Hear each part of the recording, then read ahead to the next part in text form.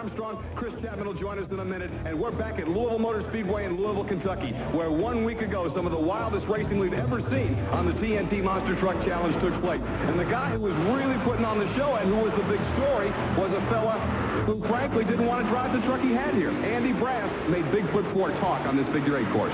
Last week, Scott, it was a game of numbers. Bigfoot 4, remember, that's a 7-year-old truck.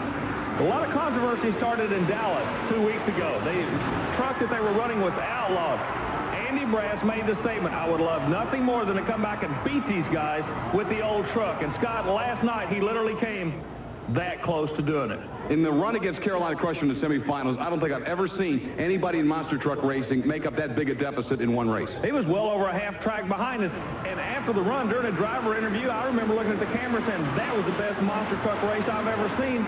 Then came the next race, which was the final. So that was last week. These guys have got a handle on the track. I'm looking literally for the people in Louisville to buy a ticket today to watch a war. You know, I was talking to some of the drivers off camera before we went on, and they talked about being a little bit scared of this course. They say, hey, you can see the faces of the people in the crowd. But Andy Brass is not scared of this race course. He's not afraid of the course at all, and that is something that the drivers are talking to me about. You got to remember, like you said, it's the longest course they run. They're turning left, they're turning right. And last week's winner told me in an interview later on, he said, Army, he said, when I was flying through the air, I thought the Bigfoot was going to literally land right on top of me. Now, it doesn't get any tighter than that. It doesn't get any wilder, and it is a rough race course. Let's go down to Chris Chapman on the track, who's got more on this course itself. That's right, Scott. There was a lot of breakage here in Louisville, Kentucky last week. Why? The drivers attribute it to these ramps. They say that the incline was so steep that it was shooting them straight into the air, resulting in a lot of breakage. For instance, we had many drive shafts broken, and the Clydesdale, he lost his back wheel. Now, what TNT wants to do to remedy this problem, you can see them working here behind me now, they're flattening out these ramps. Therefore, the truck should not get quite as much hang time, but it should make for some extra fast racing. You know, you talked about Bennett Clark and the Clydesdale, Chris, last week. That terrible wreck that tore off the back wheel and lots more damage to the truck. You can see it right there still being up and being worked on. And, of course, Bennett just coming off that bad luck in Dallas when Marvin Smith and Wildhair smacked into him, knocked him over, and really tore up a lot of the truck. Brand new body, new pink paint job, and more problems for Bennett Clark and Clydesdale. Chris Chapman had a chance earlier to talk with Bennett Clark. Bennett, what type of damage did Clydesdale sustain when that back wheel came off last week? Well, I broke the flange loose from the housing, which is part of the housing. It broke my steering ram that turns the back tires, broke my shocks loose, all my shocks are broke loose. A lot of the bolts pulled loose. This is major damage. I also noticed some body damage. I understand you think that some of this could be a result of the flip in Dallas. Yeah, that's what I think. From the way the brake is right here, I think I would consider major possibilities from the flip. So what's the future for the Clydesdale now?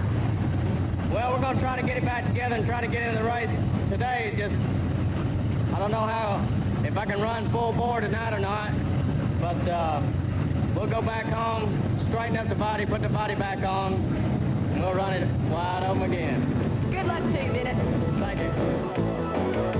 Thanks, Chris. Tuff Trax is brought to you by the Nintendo Entertainment System.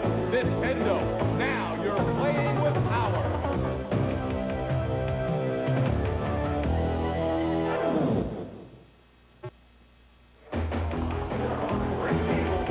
Beginning with qualifying on the figure 8 course at Louisville Motor Speedway, Louisville, Kentucky, rated as one of the finest NASCAR sanctioned facilities in the country. But, well, I'll tell you, they're seeing some great monster truck racing action right here in Derby City. And Star Monster, Chris Tuffley out of Syracuse, New York, is a truck that probably is not made for this course, Army. It's I guess if you could use the term, it's a stiff, kind of rigid truck.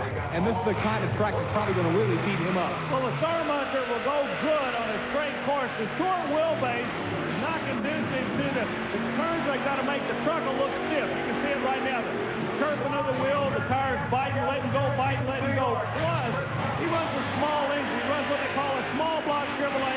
So he's giving away about 400 horsepower, but this kid's not afraid to drive it. Oh, look at that. He's staying after it, but, you know, he's giving these guys a big jump on him. Boy, he got a rough ride at the end of that jump. and he's lost power apparently trying to complete the run. Well, he didn't get a chance to run last week. He was really anxious. They worked all week long.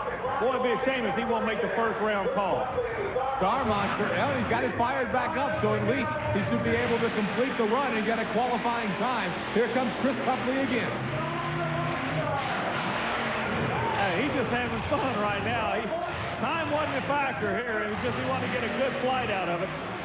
So he should be safely into the first round, a legal run. Certainly not setting the world on fire at 54.19. Remember, last week, quick time was a 39 seconds. You got to keep that in mind. Again, up in the air for the Star Monster. Watch the end, though. Look at this beating he takes. That's the reason in a four-wheel drive vehicle, you have to power out. If he would have let off the throttle, he would have flipped the truck. The youngster did some heads-up driving right there. Chris Tuffley, Star Monster. We'll see him again in the first round. And here comes the one they came to see of the TNT Monster Trucks. They call him the most popular truck in the world, and there's no doubt about it. Dennis Anderson's Gravedigger out of Kill Devil Hills, North Carolina. Certainly, Dennis Anderson has been having his share of rough luck on the TNT Monster Truck Challenge, and the Figure 8 course was rough on him a week ago. Chris Chapman talked to him about the course earlier. Well, you know, we ran this track here last year. It's a pretty fun track. I like it.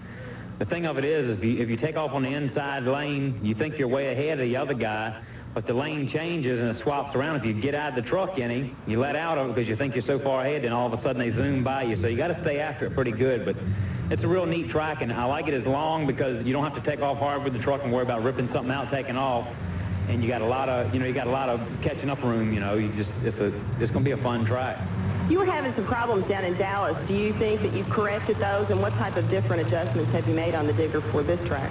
Well, see, just like the course in Dallas, it was kind of short, and we had to come off the line real hard. We're on some real sticky clay. The truck bit real hard and stripped the gearbox out. Out here, I don't have to worry about taking off, but so hard, because like I say, once the truck gets ahead of you, you got enough room to run him down. Very interesting thoughts from Dennis Anderson about running this Figure 8 course at Louisville Motor Speedway. And I'll tell you, he's ready to go, and he makes a great point. One of the few places that they take off on asphalt, at least so far this year, because they've been inside so much, they've been running on dirt and clay. Well, and also he doesn't have to abuse the truck. He just made reference to inside and outside. Scott Stevens runs the outside lane with the King Crunch truck lifting the front wheel. You notice he's going hard. He'll go to the short side for the second half. Gravedigger is not really attacking this track. I think he's just trying to stay alive to get into the first round, Scott Douglas. I think you're absolutely right. After the breakage last week, who could blame him? The Auto Value King Crunch solidly in front. Now, a Dennis Anderson that we're used to is going to really hit it hard here. But if he's watching and just trying to get into that first round and playing it smart, he may just play it conservatively and get the run finished. You got to remember, they've had a week to think it over. Anderson has thought long and hard. He will be there in the first round. He's going to make a run this week around. He saved the truck sub, safely qualified. Auto Value King Crunch with a better time. But Dennis Anderson should be primed and ready to go in the first round. And the times look considerably quicker from a week ago because 42.66 wasn't bad last week, but Gravedigger didn't get after it, and Crunch is well under last week's fast time. Look at the bottom of the Bigfoot truck. You notice black smoke coming out. That's an indication the motor is too fast. They got to keep wrapping the engine. Now, they don't have the stall problem they had last week. It looks like they figured that out. We've got a good race going between a Dodge and a Ford. But Andy Brass will come off the door. Look, Scott from Car Magic. He left his lane, but he didn't phase Andy Brass a bit. It did not alter Bigfoot's course. Brass tucks it in and is having a good qualifying run. He was fast qualifier a week ago. Maybe again because this one looks good. Look at the chassis. It's working good. It's hard to believe these guys adjust the chassis just like any other racer would do on this particular track. And Brass is showing he's playing hardball today in the bluegrass. Coming out next is last week's winner to qualify, the Equalizer Chevrolet. And you know, in a lot of our conversation about Bigfoot earlier, I think, Army, that we were a little remiss in not talking about the great runs this rookie made a week ago in winning in his first time ever turning left and right in a monster truck. Well, you know, he also took the lead in the World Championship points chase. This kid is The real Louisville slugger now. Bigfoot's time, a scintillating one, 33.66 new fast time. Hey, we talk about the new kid in the Equalizer. The old kids around this week. David Morris has been in the pit, and Chris Chapman got a chance to talk to him. Here's someone we haven't seen in a while, David Morris, the 1989 champion of the TNT Monster Truck Challenge. And the reason we haven't seen him in a while is something I think no one's really certain of. What's going on, David? Well, got a fussy one today. Me and the owner of the truck I was driving just kind of started having too many disagreements, so I decided it'd be better if we just kind of separated. That'd work out a whole lot better. And what's this you're holding? Tell us about this. New one. She's 8 weeks old. Name's Mallory Kristen. David, do you miss driving the Equalizer? Yeah, I miss being around all the guys and racing. It's a lot of fun, but hopefully, I don't know when, but hopefully one of these days I can have my own truck and race. Well, we'll watch for that. Chris Chapman maybe got us another scoop. I'll tell you, if David Morris comes back, everybody's going to sit up and take notice. Yeah, you know, it was good seeing him again, and he wishes Greg Holbrook all the luck in the world. He's got a lot of pride in this Tennessee operation. Holbrook, speaking of Tennessee, we got a Tennessee Ford going against the Tennessee Chevrolet. You want to look to the, hey, John Moore's all over the place, but if you want to look to the future, how about the day when David Morris brings out a truck to race the Equalizer? That'll be something. Right now, it's all Equalizer with Greg Holbrook winning, and John Moore, I don't know, this is a figure 8 course, but John, I think, is driving a 3 or a 10 or a 13. I don't know. It's a loop-de-loop for John Moore today. Equalizer coming up with an outstanding run in Greg Holbrook, and I don't know if John Moore was anything close to a legal run, but he does finish. Wow. Well, they give him a time, and it's not a bad one, 39.89. That would have been quick time a week ago.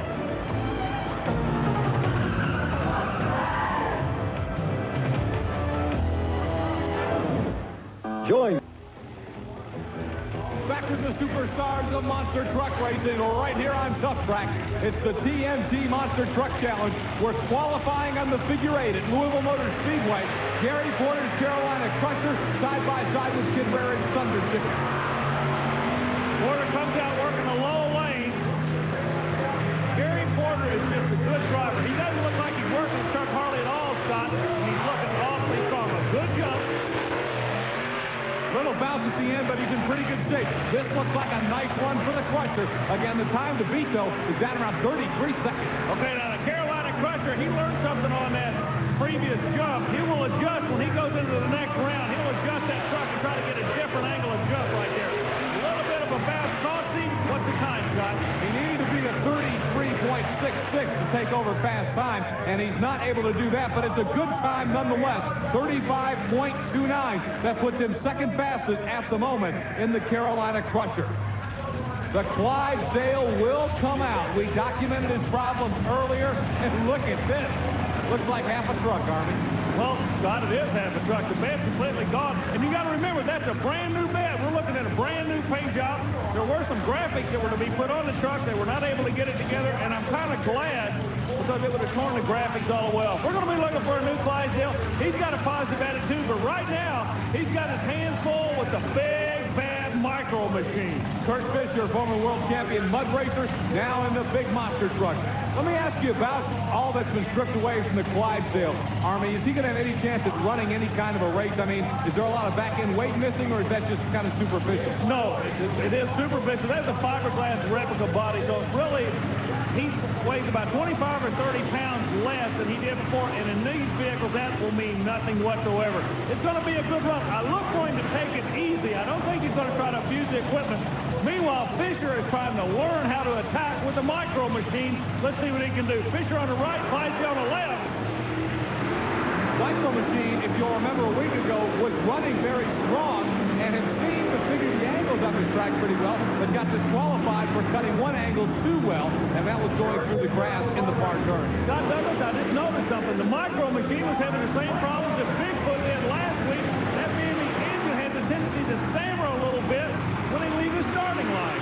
Again, micro machine was completely in the grass. We'll see if TNT allows that run. As Clydesdale, as you mentioned, taking it nice and easy. Micro machine really having a lot of trouble trouble staying out of that end grass, which is supposed to be off the course. Well, John Bream has picked this young man to drive this truck. He's got all the confidence in the world in him. The only thing he needs is the same thing the Equalizer driver needed, just time in the seat. So Micro Machine gets a pretty good run. We understand it is being ruled a legal run for Kurt Fisher and the Micro Machine. Not incredibly fast at 40.72. Clydesdale at 50.03. Both safely in the field, however. We'll see him in the first round. You talk about a guy who was walking wounded a week ago. Mike Wine and the Outlaw has been a real busy camper trying to get this truck ready to go. He won some racing last week, but he was badly injured most of the time. You know, I'll tell you the personality of this guy. If he was a surfer, he'd be the guy that runs around with the toes on the nose. That means runs on the ragged edge, because he has done it ever since he bought into Louisville. He would not quit. Look at this. He's got an intake problem, and he's still hammering on that Ford. The Army, he looks a lot stronger than he did last week. Yeah, but when the heat comes in the engine, is when it'll have a tendency to go away on him. Wine is just strong on as hard as he can. I want you to listen to something, though. Listen for just a second. That sounds like an engine this week instead of something just pinging and knocking like a week ago. That's a good run, Army. Awfully good run, yeah. He does. Wine will not roll over for him. If you're going to beat him, you got to punch him in the nose. Second fastest qualifying time. Mike Wine and the Outlaw behind only Bigfoot in the qualifications. This week's Power Drive is brought to you by Nintendo, bringing cheers from the crowd at every turn. Whenever you feel the need to show what you're made of, reach for Nintendo. Now you're playing with power. Mike Wine's Outlaw Ford is the second fastest qualifier. We'll be right back with more monster truck racing on Tuff Trax.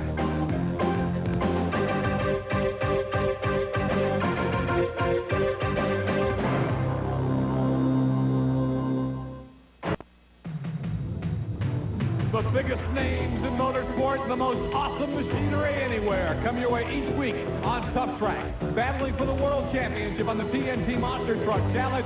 You can't get it much closer. Equalizer by 6 over the Bigfoot Ford. Auto Value King Crunch is third. Carolina Crusher looking pretty good, and Awesome Kong rounds out the top 5. USA 1 is racing this week in Pueblo, Colorado, and making up ground. So is Nightlife. Gravedigger has dropped to 8th. Then is Buffalo Tremor and the Outlaw rounding out the top 10. But Tremor is out of action this week, and the Outlaw will probably pass him this week at Louisville. Everybody's chasing the points. The payoff comes at the end of the year, and every run is important. Scott Stevens looks good, comes out. He'll be running the high side the first step. Auto Value Cobra Seat Special. Oh, now look at Bennett Clark. He's on the inside. He's running a good race right now, and Stevens is starting to unload his chassis. Let's see how they hit the cars. I don't think Bennett Clark can lead. He hasn't got anything to jump from. Clark will not attack the car, but keep an eye on Stevens. Scott Stevens may be preparing for the next round. We'll see how hard he goes to the corner. By how hard, I want you to watch the left front wheel. There you go. He's running it hard, Scott. The Auto Value King Crunch Special knows he's got to win, and he's going to save the equipment. We'll see Scott Stevens coming back in the quarterfinal round of competition as he gets the win over the Clydesdale. He was setting the chassis on the flat part. He knows what it'll do in the air. He's just getting it to handle on the ground. Scott Stevens and the Auto Value King Crunch with the win, and now Bennett Clark's going to take Clydesdale back to Powder Springs, Georgia, and he's got a lot of work ahead of him, but he plans on rebuilding the truck and coming back strong. Army's going over to talk with Scott Stevens after a first-round victory in the Auto Value King Crunch Special. Scott, I'm kind of surprised you and Andy Brass both come out on what could have been an easy run, and both of you run the trucks real hard. You look like you actually did some damage to yours. We didn't do it no good, that's for sure, yeah. And I needed to do some hard runs. I didn't do no good qualifying runs last night and went out early. We needed to do every hard run we could, and I knew I got Andy next round. He's going to be real tough. But, yeah, we hurt the suspension again. So. You don't seem like the same Scott Stevens. You seem like you're tired, or there's just something missing in your voice right now. What is it? You tired or the heat or what? It's just a little intimidated by the speeds we're running this week. I hadn't got comfortable with them yet. And, you know, last the rounds are coming around, but they're not going to come around quick enough, it don't look like. Scott Stevens talking about the fact that he doesn't like the speeds on this course. Chris Chapman got a chance to get over with Bennett Clark. Gravedigger's dark cloud may have moved to the Clydesdale. So, Bennett, tell us about this dark cloud that keeps looming overhead. It's getting bad. I mean, if it's not one thing, you get out there, you run, you tear something up. Then of all things, you get out there and forgot forget to put fuel in one. I mean, you know, somebody's going to get the luck changed to them. They got to get some good luck coming toward me. It can't get any worse. Bennett Clark struggling along, but the Clydesdale will keep on coming back. Hey, Scott, something that Scott Stevens said to me when he walked away, he said, Army, what I'm talking about intimidating, he said you can actually see the eyes of the spectators as you go around this course, and that's affecting these drivers. They're aware that they're running towards the people. Again, though, it's not affected Andy Graff or Greg Holbrook, and they remain the guys to beat. But here are two trucks with a shot at him. Let's see who wins this race. Carolina Crusher against the Micro Machine. Maybe the most even matchup of the first round. One thing you notice is both trucks literally are attacking the track. Porter comes over first. Then the Micro Machine, no, he skies it. He's in trouble, Scott. Oh, he got the down. Can he get it stopped off the wall? No, he didn't on the wall. The Carolina Crusher smacked the wall. Kurt Fisher and the Micro Machine is going to get an easy win, but it's a run that the folks at Louisville Motor Speedway will never forget. The wheel-standing Carolina Crusher. Man, we're seeing it all in Louisville, Kentucky. These people in Louisville, like I said, they bought a ticket. They're going to see a war. Gary Porter and Carolina Crusher. He's checking the truck. He's checking the wall. After just an unbelievable wheel stand. Here it is again. And watch him get up on the back wheel and stay there. Well, normally you got to throttle out. At this point, he's got to make a decision. Go or no go. Very wisely backs on the throttle. That's some good driving. Porter is just a good monster truck driver, Scott. He hit the wall, but I don't think enough to do a lot of serious damage. And then Kurt Fisher went on to get the win. Here they come across. Man, Gary Porter's going to wheel stand it right into your living room. Good camera angle, America. Take a ride. That's unbelievable. That is unbelievable. And the guy standing with the camera got a great shot. The winner is Kurt Fisher. Army's got him over there right now. Well, Kurt, you've been in the winner's circle many times before in the World Championship Mud Race Division, but it seems like you're getting a handle on this monster truck race, and you're doing a good job. Well, Army, we're having a little trouble with the shock system on the truck, and it's caused it to get a little bit out of control whenever we go over the cars, but as soon as we get that settled down, there's not a truck here we can't beat. You and John Bream and Bob Bream have got the experience in all the motorsports. It's kind of like getting all the dice to fall at the right time in the same direction. That's right. We sent 2 trucks to New York this weekend, and we brought the big one down here to see what we could do against these guys. And we're just putting it all together, and once we get it down pat, I'll guarantee you're going to see us in the winner's circle all the time. There you hear it from Kurt Fisher. And look at that. Carolina Crusher went ahead and finished the run while Army was doing the interview with him. You got to remember, they bring back losers in this round. He could come back. We're going to find out. We're going to find out about the entire wild run in that wheel stand. And, you know, up in the air, he had to make a decision that goes against what he normally does. Normally, when you're in trouble, you throttle out. He had to break it instead of let down. Gary Porter, first of all, are you okay? I'm fine. I've never seen you do that. That had to be an eerie feeling. That was one of the wildest rides I've ever took in the truck. You know, I'm fine, the truck's fine. You know, I was wanting to stay in it as long as I could, and when the front end was up so high, I couldn't see exactly where I was going, and I knew I had to be getting close to the wall, so I let out all it and hit the brakes to bring it down, and I was right on the wall, and I couldn't stay out of it. Is there a chance that you might get to come back to a brake rule or a quick loser rule or something like that? Because these people in Louisville, Kentucky, son, they just fell in love with you on that run. I think I can. That's why I wanted to go ahead and finish the course in case, you know, a truck was to break or something, so I could still come back as a fast loser, hopefully. Does that give you any more confidence as a driver when you know you can go through something like that? I mean, do you believe in the truck more now? You believe in your ability as a driver more now? I really believe in the truck after hitting the wall that hard and was able to, you know, to crank it up and keep on and finish the course.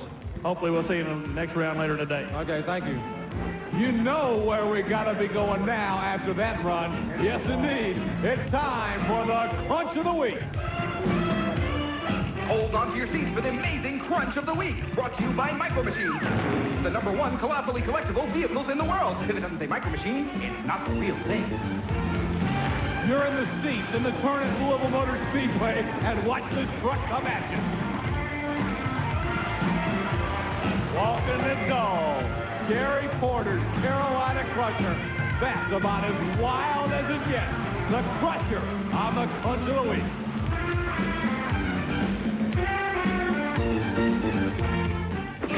I've got something I want to play for you. Next time. The superstars of monster truck racing are lining up in Louisville, Kentucky for first round competition, and it is The Gravedigger ready to do battle with the defending world championship truck, the Equalizer, and its new driver, Greg Holbrook. Man, oh man, this ought to be a dandy. Dennis Anderson has got to be kind of in a quandary right now. How hard does he go in the truck? Every time he's gone hard lately, he's hurt himself, but it's not like him to not give it everything he's got. Gotta tell you what, I am not looking for a hard run. I'm sorry, I know it's not what you want to see, but the Gravedigger is not a... There you go, exactly. He died. That's not a hard run. He's just died. Meanwhile, Holbrook trying to get what we were talking about earlier, time in the seat. Every run he learns something. Look at this. He attacks the track, comes over, keeps it close to the car. Now watch it. He'll really start to work on a flat track. Meanwhile, Anderson, the Gravedigger, motoring through. They might meet at the X. They might meet at the intersection. It could get spectacular. Oh, no. The Gravedigger lets off of it. Equalizer finishes the run. Well, you're talking about figure eight racing. What makes a figure eight stock car race is cars coming at each other in the X, but it wasn't designed for monsters to do that. That would have made Andy Vertrees world-renowned if he had the first monster truck figure eight collision. Yeah, man. All right, here we go around. Dennis Anderson, the Gravedigger, just doesn't seem to have it. He'll come off the turn and complete the run. Hey, he's picking up RPM. Oh, he's going to show off. Selling some T-shirts right there. Pieces coming out from underneath it. Stuff flying apart. Like we say, Anderson has one truck only. He's trying to do, I believe, too many things with that one truck, and it's costing him in points. That may cost him next week because it looked like things were flying out from underneath of it again. He puts on a great show here at the end, but what did he do to his truck? He gained nothing by this except putting on a show, and it looks like he cost himself a lot. We'll find out how much it cost him. Chris Chapman has got him in the pit. Chris?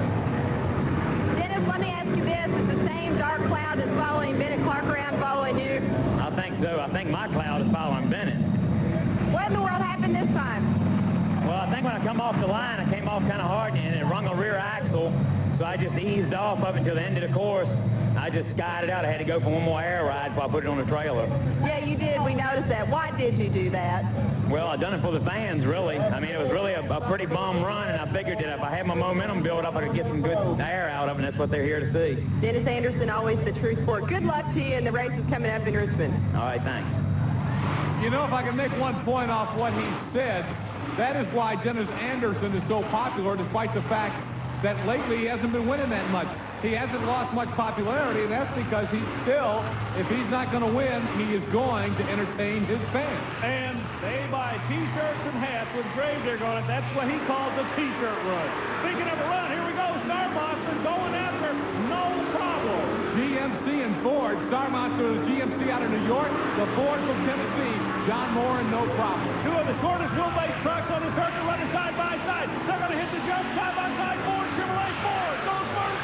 John Moore. Now Moore has the inside for the second half. The GMC trying to come back on the outside. Chris Tuffley and Star Monster, but he's given ground, and John Moore looks good on the inside. The no problem Ford Bronco, and it's a little smoother run for John than his qualifying attempt. 460 cubic inch through the car. Oh, but look at the front end. He's got a transmission cooler coming off the front and drive shaft coming off the back. It looked like an easy run, but he did a whole lot of damage on the no problem vehicle. Man, he really spiked that front end when he got up in the air. Watch it again here. This is his first jump across the car, and he looked good on this one. Everything looks good.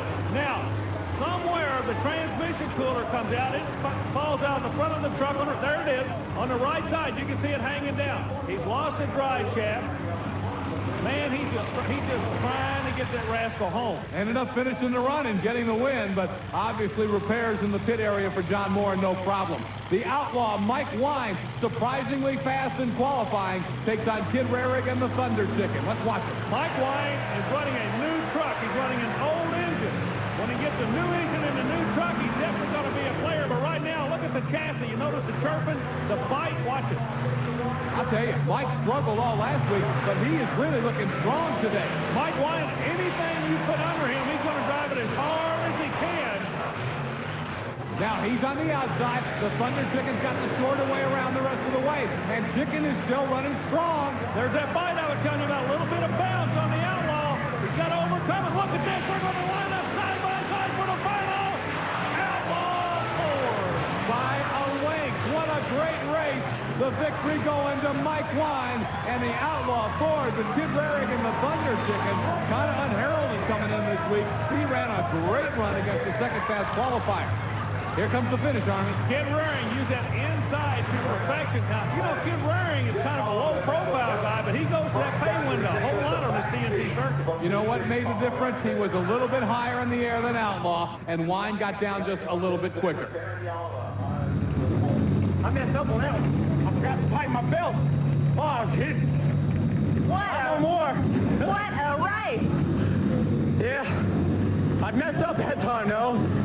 I was sitting at the line, I was watching the gauges and worrying about everything else I did. I put the lap belts on and I forgot to pull them down. Came around the first track and I'm trying to pull down one. I went around the second time and I looked down to pull it down, and next thing you know, I was in the air in the cars, and that got a little rough. I'm gonna pull them tight before I even go out there next time. I wonder what the time was on that. You all were just nose to nose out there. Did you know you had to pull it out there at the end? Yeah, well, not as sure. Not until I came around the corner and I seen him in the corner of my eye. Then I know I had to just get on it. Just go for the cars. Forget the belts, go for the cars. Oh, yeah, go for the cars. Why not? We've got it down to a round of 8, the quarterfinals, coming up next on Tuff Trax. Tuff Trax is brought to you by the Nintendo Entertainment System. Nintendo, now you're playing with power.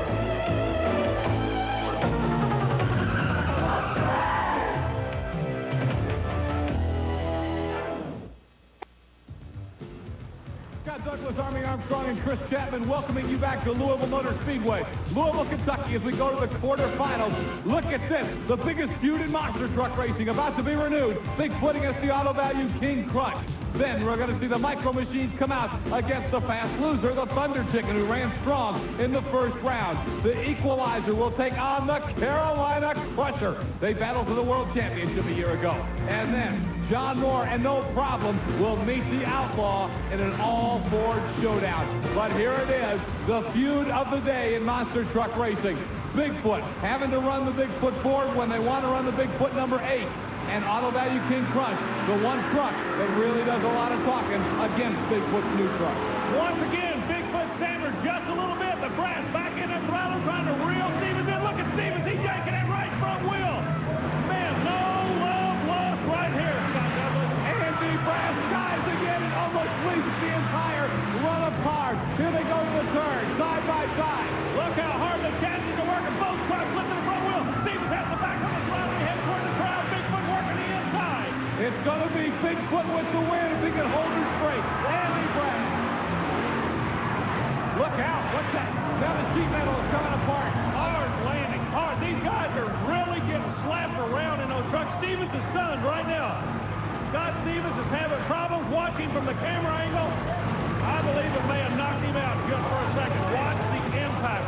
Landing is like a 50-mile-an-hour head-on collision. He just took it on his chin right there. Auto Value King Crunch kind of disintegrating. The winner, Bigfoot with Andy Brad. He's with Army. Andy, anytime you and Scott get together, it's just a literal street fight out there, isn't it? Neither one of you are going to give either one an inch.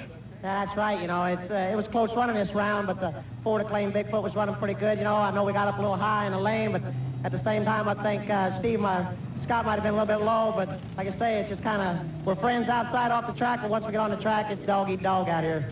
I didn't notice the miss that time. It seemed like you drove the truck out of the hole as compared to just trying to leap it out. Are you trying to dial the horsepower into it and stay away from the miss in the engine? Well, that's true. You know, we've been just easing into it a little bit. You know, we ended up putting a new BDS blower on it. It's been doing us a real good job, and I think right now we're just getting too much air to it.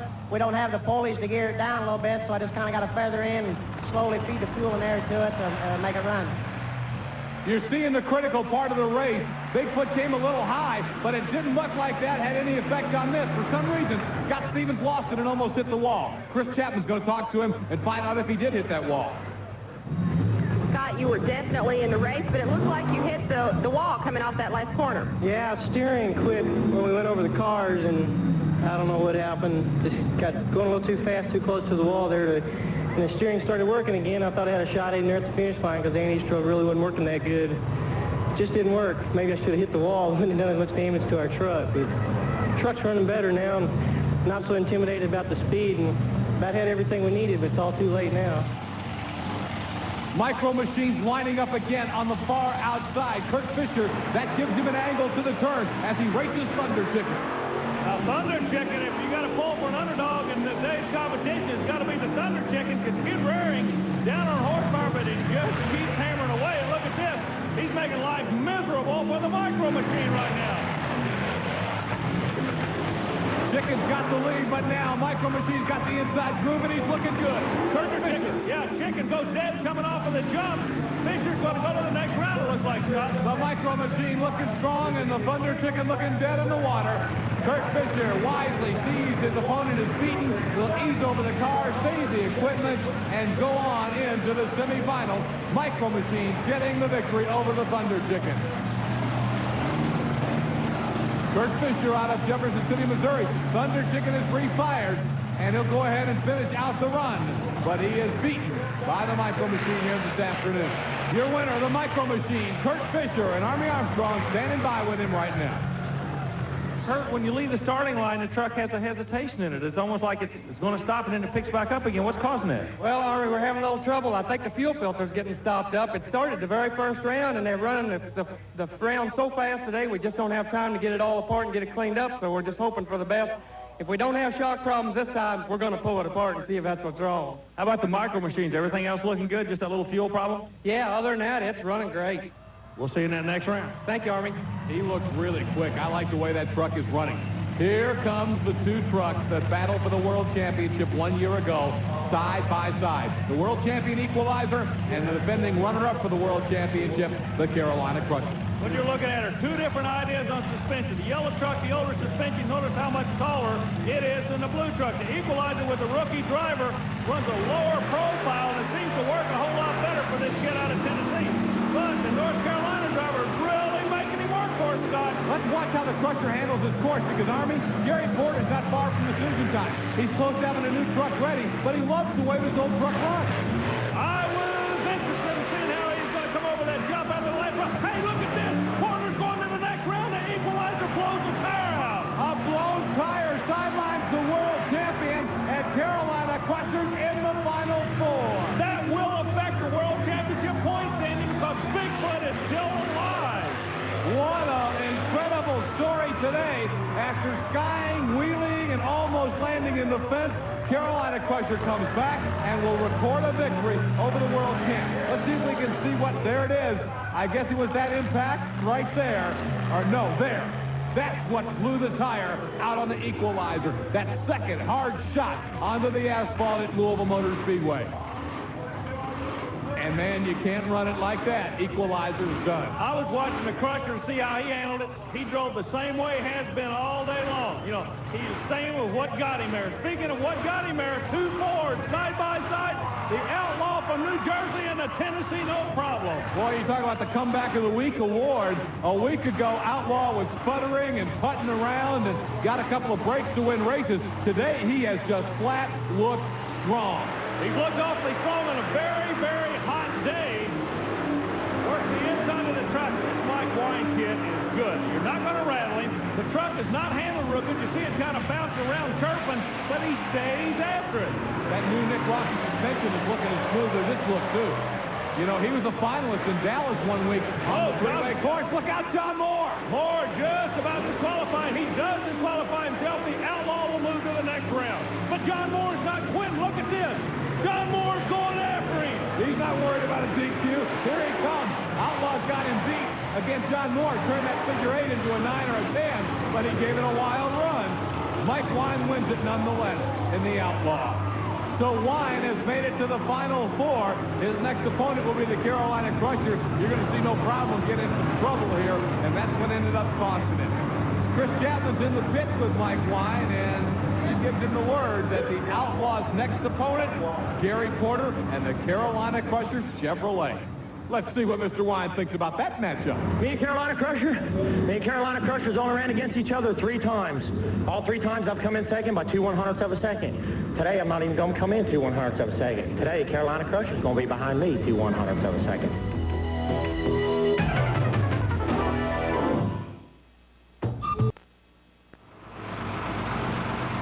It's time for the semifinal round on Tuff Trax. Micro Machines, the new Chevy, the Bigfoot 4 Ford. Here they go. Andy Brass figured out that start line. He's dialing in a horsepower, so he doesn't have the minutes he had the earlier round. Definitely to his advantage. Look for Brass to know the final is making it look easy, and he goes to the short side of the course now. Oh, Bigfoot across the cars for the first time. Andy Brass turns it back in once again, and he is looking good. The Bigfoot Ford is running strong. Best qualifier today, and looking very quick on this semifinal run. Like we said, this truck actually started its life about a mile and a half away at the Louisville Ford truck plant. Wouldn't it be ironic if it took the win here? Driving because John Pyan is injured. Andy Brass is making Bigfoot 4 not necessarily run like Bigfoot 8, but he's driving it with the same aggressiveness, and I think he's taking a lot more of a beating than he's used to taking in the Bigfoot 8 truck. Well, I'll guarantee you that. He's getting slashed around in the truck. Look at him whip back and forth. He'll tell you that, too. But he's not backing off because of the different truck. He is running strong. Chevy and Ford matching up again. It's the Carolina Crusher Chevrolet and the Outlaw Ford. This should be a dandy. The man who should not be here is the Outlaw Ford of Wine. We told you a minute ago, if he were a surfer, he'd run with the toes on the nose. That means he lets it all hang out, and it's working for him right now. Look at this. He's holding off the Carolina Crusher. You see Mike Wine mowing over a bunch of cones. The ruling is as long as he doesn't impair the other man or go completely in his lane, you will not be DQ'd for running over cones. Scott Douglas, you talk about drama. It's going to be a Ford final in Louisville, Kentucky as Wine's holding off the Carolina Crusher. Now the motor starts to go away. He's going to make it. The Outlaw wins in the semifinal. He defeats the Carolina Crusher.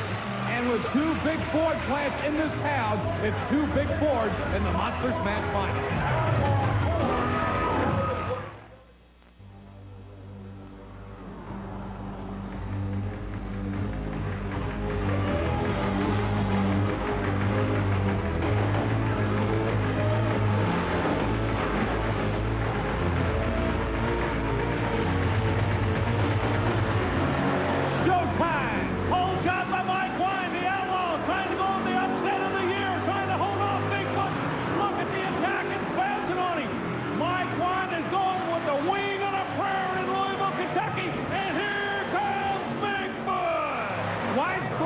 Stretching the advantage coming down the chute. Wine's in great shape. Bigfoot coming back on the inside. Brass is trying to work him hard on the inside. Something's wrong with the Outlaw. Oh, a clean cut. Something killed the engine. You see the smoke coming out. Bigfoot wins it as the Outlaw looks like he might get the victory, but goes dead in the water. Outlaw is completely dead. An electrical system failure somewhere. It completely stopped that engine and then brought it back to life, but too late. Here it is. Look, Outlaw's in great shape here. Comes up okay. He bounced okay. He's ready to go. And somewhere between these two turns, the engine died. The telltale sign is white smoke. That's an indication the engine was shut off and then brought back on. And it'll blow a head gasket every time that happens. But look at Andy Brass coming after him and Bigfoot. That guy was going bear hunting with a switch, and he got him. Talked about how aggressive Andy Brass was in that truck, and it pays off as he is now the new TNT World Championship points leader, and Brass is doing it in the Bigfoot 4 truck. Equalizer now second, and you see the rest of the top 10. USA 1 made up some ground this week, but he's still outside of the top 5. Outlaw has now moved into the number 9 spot. Whoa, what a great week of action at Louisville Motor Speedway, Louisville, Kentucky. It's always the best when you see the TNT monster truck right here on Tuff Trax.